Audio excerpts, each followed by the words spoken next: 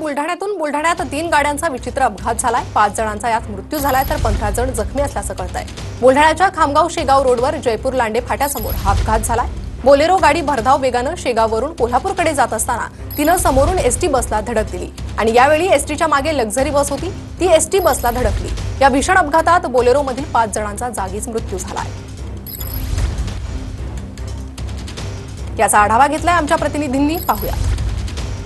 विचित्र अपघात झालेला आहे आणि या अपघातामध्ये 5 प्रवाशांचा या ठिकाणी मृत्यू झाल्याचं समोर आलेलं आहे, तर 15 प्रवासी या ठिकाणी गंभीर जखमी झाले आहेत। आपण बघू शकतो, मी सध्या खामगाव शेगाव रस्त्यावरील जयपूर लांडे फाट्याजवळ ज्या ठिकाणी अपघात झाला त्या ठिकाणी सध्या उभा आहे। समोरून येणाऱ्या बोलेरो गाडीने या एसटी बसला समोरासमोर धडक दिली, यामध्ये 4 प्रवाशांचा मृत्यू झाला। त्यानंतर मागून येणारी जी ट्रॅव्हल्स बस आहे, जी खासगी बस आहे, त्या बसने सुद्धा या ठिकाणी एसटी बसला मागून धडक दिल्याने त्या खासगी बसमधला एक प्रवाशाचा मृत्यू या ठिकाणी झाला आणि हे तिहेरी अपघात या ठिकाणी घडल्याचं समोर आलंय। आतापर्यंत 5 जणांचा मृत्यू झाल्याचं समोर आलंय, तर 15 ते 17 लोक या ठिकाणी सध्या गंभीर जखमी आहेत। सध्या त्यांच्यावरती रुग्णालयामध्ये या ठिकाणी उपचार सुरू आहेत।